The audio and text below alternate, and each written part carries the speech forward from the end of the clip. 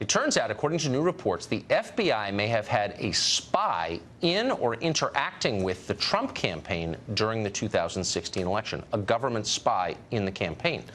That sounds like a pretty important piece of information, that the Obama administration may have been spying on a rival campaign, you think? But for some reason, we're only just learning about it now. Why is that? Apparently because the FBI and the DOJ deliberately hid that information from Congress. Of course, Congress has authority over the FBI. It's not the other way around, as much as the FBI would like to believe that.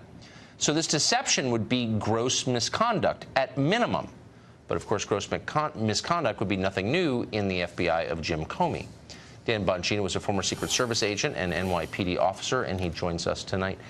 Dan, this is one of those stories that's so shocking, if true, that A, you don't want to believe it's true, that our government would do, the Obama administration would have done something like that. But B, you have to press carefully on the details. What do we know about this? Yeah, you're right, Tucker. For the sake of the constitutional republic, you pray this story isn't true. There's no partisan advantage.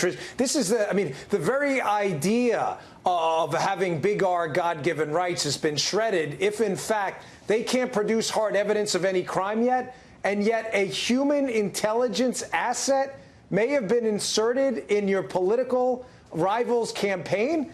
I mean, how this isn't front page news on every newspaper across the globe is stunning. But, Tucker, that's not it, though. Keep in mind, just a couple weeks ago, Devin Nunes on this network in an interview with Maria Bartiromo had another bombshell, that there was no official foreign intelligence through official channels passed into the United States.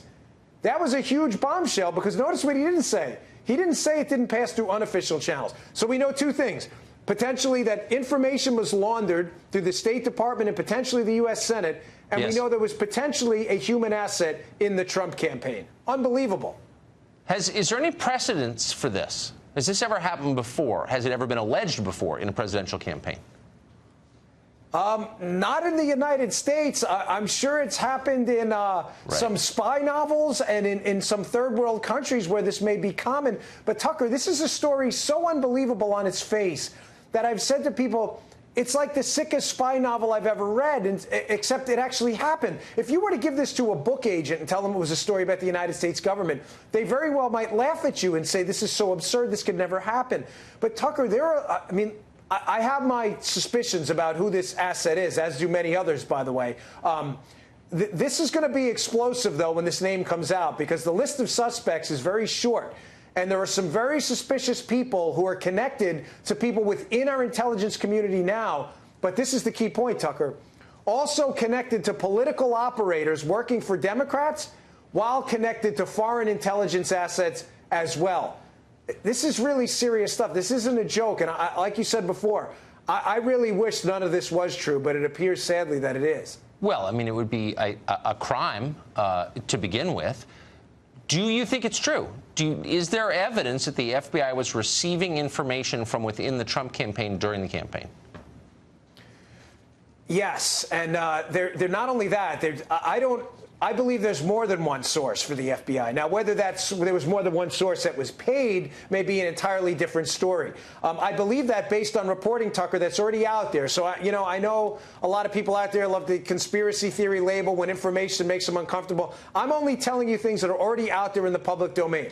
There are a number of names out there already of people who, by the way, are connected to the Obama team. One person who's being represented by Obama's former White House lawyer, Tucker, was present at a meeting Bob Mueller's investigating. A meeting right now with Russians that they're claiming has to do with Trump, but the meeting was with people who are actually connected to the Clintons. One of the guys at the meeting is literally being represented by Obama's former White House lawyer, who, by the way, worked with Andy Weissman, who's working with Bob Mueller on the special counsel when they were on the Enron prosecution. This is a big, contaminated witch's brew of people who are all connected to each other. And in some ways not surprising, because they always accuse you of what they're doing, a la Eric Schneiderman. I mean, it's a very... Thank you, Dan. It was great to see you tonight. I appreciate that. Yes, sir. You got it.